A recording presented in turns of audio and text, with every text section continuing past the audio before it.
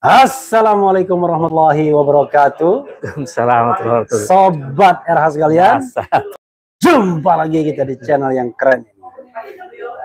Keren ya sobat RH sekalian, saya satu tempat kafe, namanya agak sulit bahasa Prancis. Prodo apa? De Cropo. De Propo Cafe ya. Di daerah Bintaro. Di mana di daerah Bintaro, di mana ini?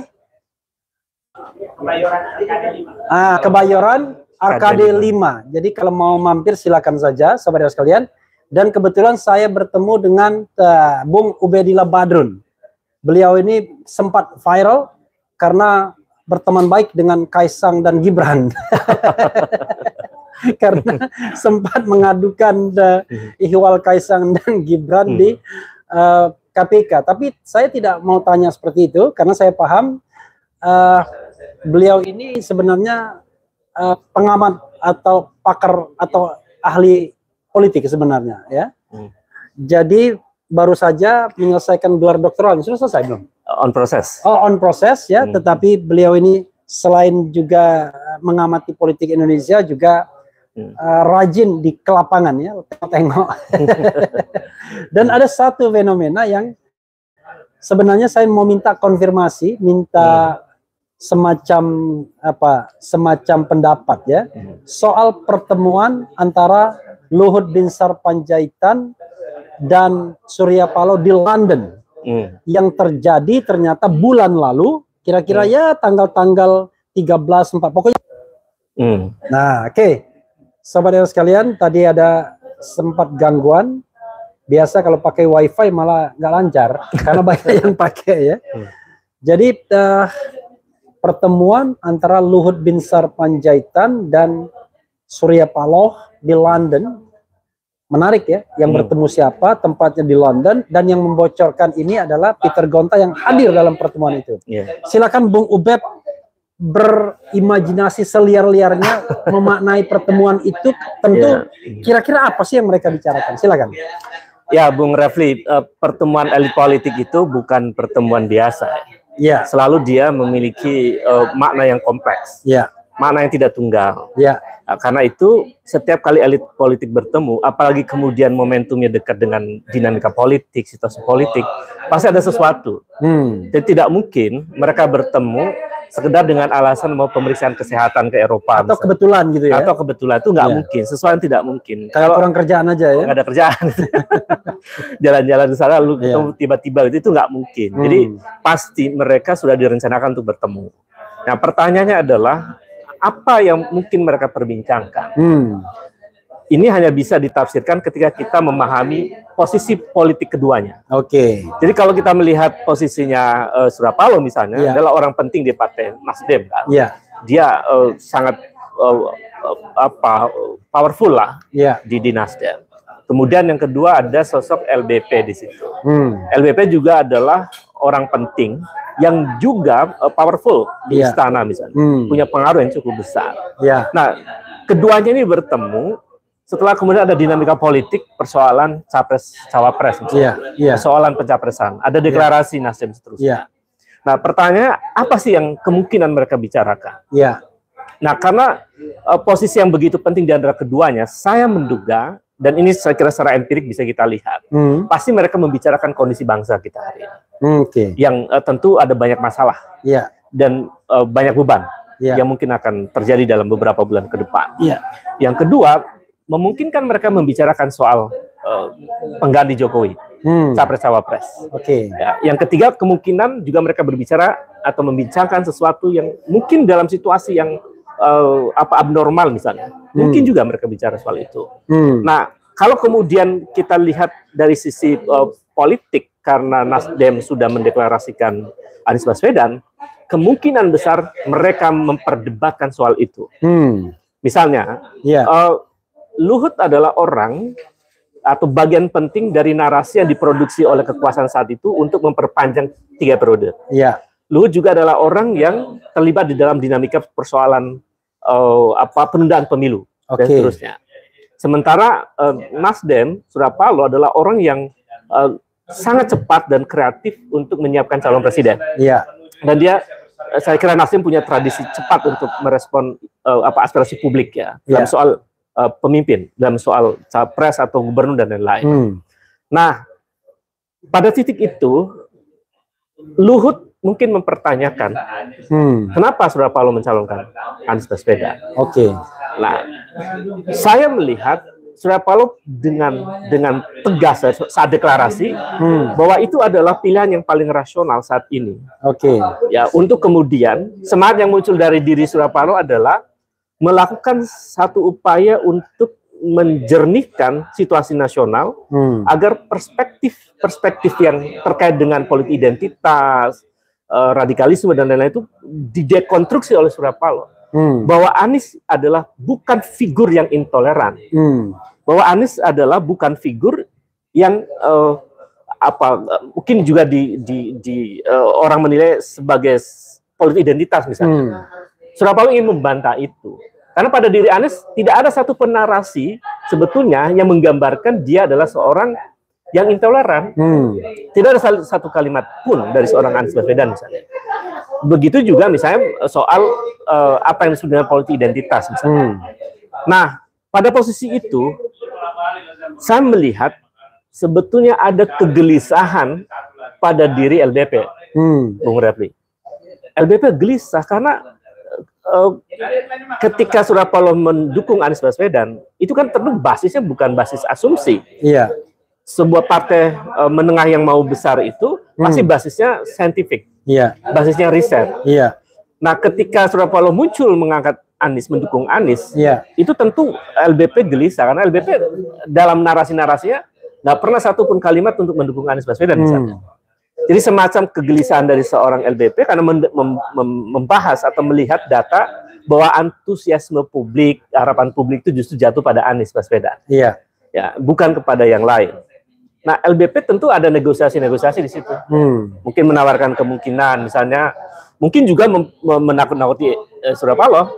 Surya Paloh ini Aniesnya ada perkara korupsi misalnya, dan sebagainya, dan bisa nggak tidak dicalonkan. Misalnya. Saya kira LBP kan polanya begitu, kalau dialog dengan orang tertentu, seperti dialog dengan beberapa aktivis yang saya dengar, itu memang ada pola-pola semacam itu. Ada semacam warning dan seterusnya.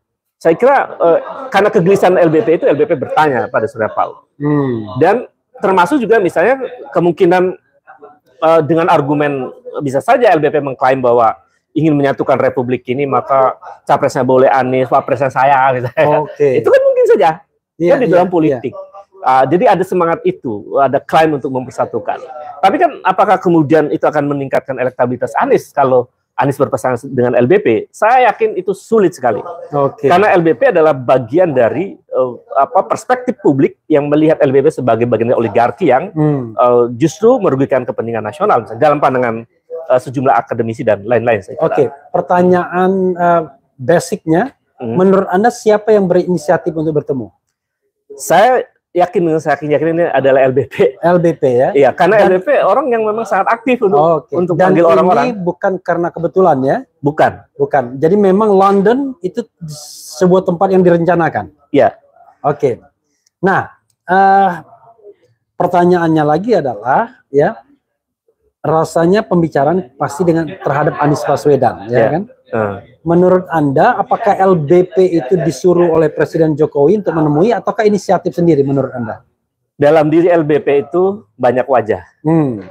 Jadi kalau dalam teori politik ada namanya wajah ganda kekuasaan. Jadi ada kompleksitas di dalam diri LBP itu. Itu tergambar dari lebih dari 14 jabatan kan. Itu menggambarkan kompleksitasnya LBP dan sekaligus powerfulnya LBP. Nah, karena dia wajah yang kompleksitas itu, maka di situ ada di dalam dirinya adalah Jokowi. Ada di dalam dirinya adalah menteri-menteri lapisan elit. Menko-menko itu dalam kendali LBP. Artinya untuk bertemu itu pasti atas persetujuan presiden. Walaupun tidak dimintakan di awal. Ya, jadi kita menganggap itu. Nah, saya dengar gosip-gosip tetangga tadi agak disinggung sedikit juga ya. Gosip pertama itu adalah minta agar Nasdem tidak mencalonkan Anies Baswedan. Itu gosip-gosip tetangganya, ya. Minta. Tapi kalaupun harus mencalonkan, skenario keduanya adalah LBP minta dia yang jadi wakil presidennya. Oke.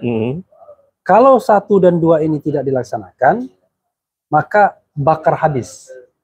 Artinya berarti Surya Paloh siap akan menghadapi konsekuensi. Dibuka boroknya misalnya, permasalahan hukumnya dan lain sebagainya. Nah, namanya juga analisis, dan saya katakan ini gosip.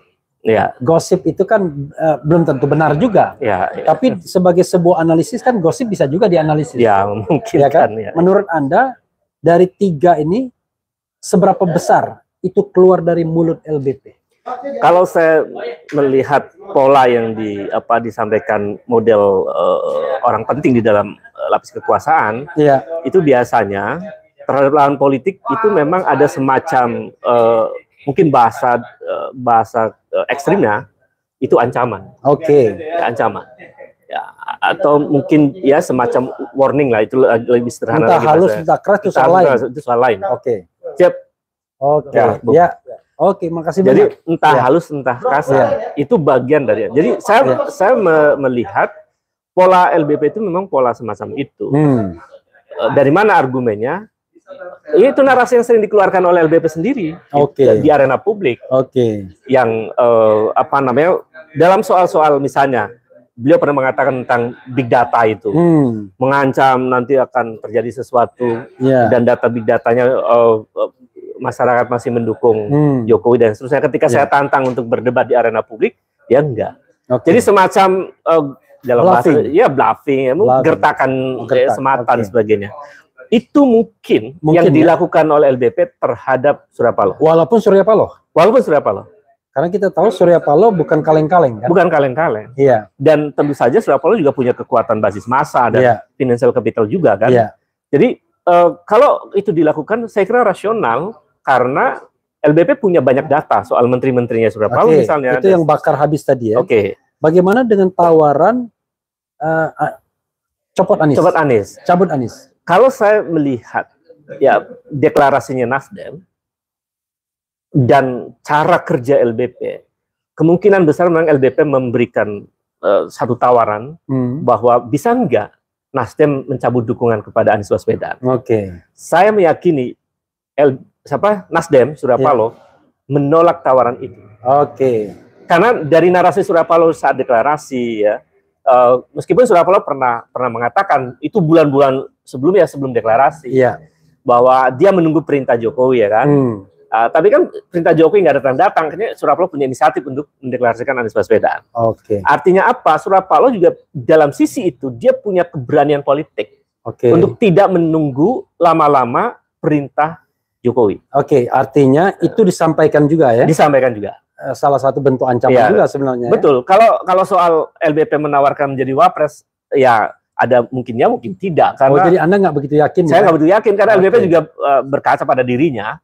Apa mungkin dia punya kemampuan elektabilitas? Kalau financial capital memang punya dia. Tapi kan social capital bermasalah. Tapi kalau kita bicara mengenai kan ada stick, ada carrot ya. Jadi tidak mungkin dia mengancam semua, tapi biasanya ada sweetenernya juga, ada pemanisnya. Menurut Anda apa pemanis yang ditawarkan? Ya paling mungkin kan soal menteri tidak ditarik. Ya mungkin menterinya bisa tidak jadi di reshuffle misalnya. Kemudian yang kedua, peluang-peluang bisnis dalam skala besar mungkin juga akan ditawarkan. Dan kemudian yang ketiga, dukungan politiknya, kekuatan LBP akan memberikan dukungan kepada Nasdem misalnya. Tapi kan saya sih melihat Nasdem sekarang posisinya atau Surya Paloh itu lebih independen, lebih menunjukkan kualitas dia sebagai politisi yang mencoba untuk menangkap pesan rakyat, keinginan rakyat. Jadi tidak lagi kemudian dia masuk dalam satu kerangkeng yang dikendalikan oleh kekuatan lain. Dan Surya Paloh paham betul bahwa 1 tahun ke depan menjelang pemilu, kekuatan politik lain juga semuanya gelisah. Jadi pertemuan di London itu sebenarnya bentuk ekspresi kegelisahan LBP pada keadaan politik hari ini. Jadi lebih pada masalah LBP daripada masalahnya Surya Paloh. Betul, gitu ya? Betul. Bung Ubed ya, tidak elok kalau kita tidak bacakan komentar Sobat RH ya. Siapa tahu ada yang bertanya juga. Boleh. Sebelum Anda kemudian saya minta closing statement ya. Kita hanya dengan handphone saja, mudah-mudahan ini lancar dan bisa didengarkan secara baik. Oke, di sini, nah ini kalau pakai handphone ini agak susahnya, tiba-tiba kita scroll hilang tuh barang. Iya, nongol yang baru ya. Ya. Waduh, ini Anies anggota FPI dan didukung HTI. Nanti Anda jawab ya. Kemudian Pak Ubed, tolong nanti diuber lagi dugaan KKN anak Jokowi setelah dia lengser. Mereka lebih pandai pencitraan dibanding cendana. Makanya rakyat kurang kritis pada mereka karena mereka lucu di medsos. Tapi saya tidak mengizinkan Anda ngomong ini, nanti panjang lebar. Panjang lebar. Nah. Kalau ngomongnya cuma sekedar satu short statement, takutnya nanti tanggung ya. Iya, tanggung dan tidak ditangkap secara utuh ya. Kemudian saya yakin Pak Surya Paloh tetap dengan keputusannya mendukung Pak Anies. Nah ini this is a question. Kira-kira digoyang sana, goyang sini, kira-kira Surya Paloh ini ngeper nggak kira-kira, ya kan? Oke. Kemudian kalau Anies radikal tidak diangkat jadi Dewan Universitas Oxford London. Nah, kalau dia radikal ya. Kemudian Anies pejabat paling visioner saat ini, semoga menang di 2024. Kemudian tak akan bahas bansos DKI.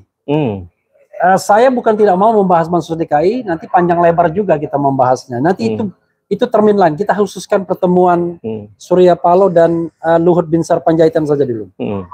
Insya Allah jangan sampai BPK Anies jangan berpasangan sama orang-orang yang pernah menyakiti perasaan rakyat Indonesia.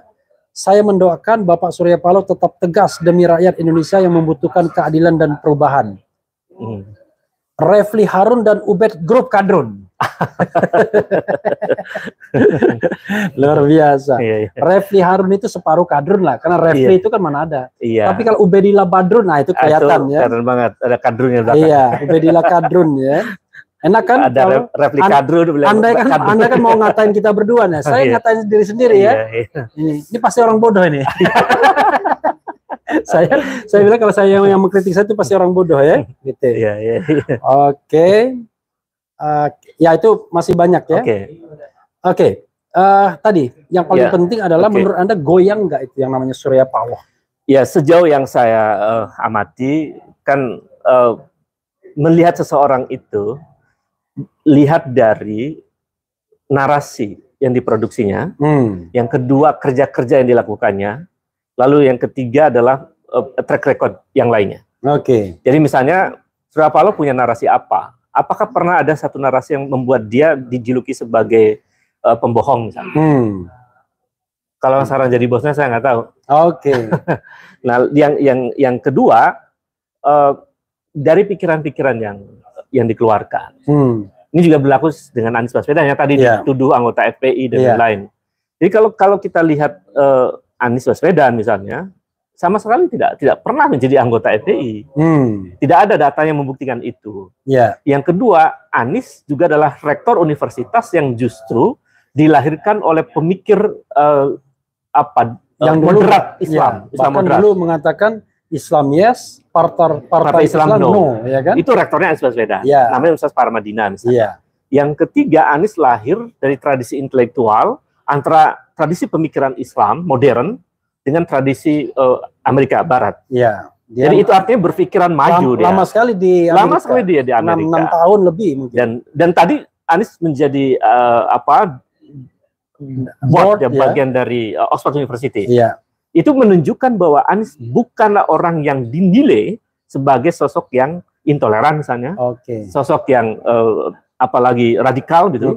Enggak ada pada diri Anies. Jadi itu sebetulnya adalah framing yang dikonstruksi oleh lawan-lawan politik untuk membuat Anies punya citra negatif terkait dengan intoleransi dan radikal. Jadi saya kira semua orang nggak percaya itu, karena tidak ada bukti empirik untuk menunjukkan bahwa Anies adalah seorang yang intoleran. Jadi jangan karena Anda tidak mampu, lalu Anda kemudian menjelek-jelekkan orang. Nggak ada buktinya. Iri tak mampu ya. Bung Ubed, silakan Anda closing statement. Di RH Channel bisa 2 jam kalau Anda closing statement. Sebentar aja. Jadi pertemuan di London itu menarik karena itu pertemuan dari 2 kekuatan politik besar yang punya pengaruh saat ini. Yang kedua, pertemuan di London itu adalah momen di mana ada semacam ekspresi kegelisahan dari seorang Luhut Binsar Panjaitan. Yang ketiga, apakah Surya Paloh itu akan goyah dari semacam represi atau tekanan psikologis dari seorang LBP Saya melihat sampai hari ini Surya Paloh tidak menunjukkan ekspresi yang goyah, dia tetap akan konsisten untuk mendukung Anies Baswedan. Jadi saya kira itu, meskipun Surya Paloh memang punya pengalaman politik di masa lalu yang dinamis kan, backgroundnya pernah di Golkar dan kemudian mendirikan Nasdem. Jadi saya kira mampir di Hanura sebentar. Sempat mampir di Hanura dan lain-lainnya. Saya kira itu menunjukkan bahwa Surya Paloh memang masih punya rasionalitas di dalam berpolitik. Dan dia ingin melakukan satu dekonstruksi terhadap satu praktik politik yang merusak disharmoni dalam kehidupan berbangsa dan bernegara. Saya kira Republik perlu bersyukur ada sosok seperti Surya Paloh misalnya, meskipun saya juga akan tetap kritis ya kepada partai manapun, termasuk juga Nasdem, kalau Nasdem keliru akan saya kritik. Jadi saya kira kita mesti objektif menempatkan persoalan ini. Dan Republik kini hari ini butuh pemimpin yang visioner, butuh pemimpin yang secara geopolitik dia punya kewibawaan politik di mata internasional. Dan dia mampu membawa gerbong Republik ini menjadi gerbong yang sejajar di mata internasional. Dan siapa di antara capres yang mampu membawa itu, saya kira para pemirsa sudah paham betul. Saya kira itu. Walaupun not the only, tetapi paling tidak salah satunya adalah tokoh yang kita sebut barusan. Betul. Ya, saudara sekalian, itu perbincangan saya dengan Dr. Insya Allah Ubedillah Badrun. Amin. Dan tadi ada beberapa jawaban soal makna pertemuan Surya Paloh dan Luhut Binsar Panjaitan. Nanti ke depan kita akan ketahui lebih lanjut sebenarnya apa yang terjadi. Tadi analisis tentunya, dan namanya gosip dan analisis itu mudah-mudahan tidak dianggap menyebarkan berita bohong. Wassalamualaikum warahmatullahi wabarakatuh. Waalaikumsalam warahmatullahi wabarakatuh.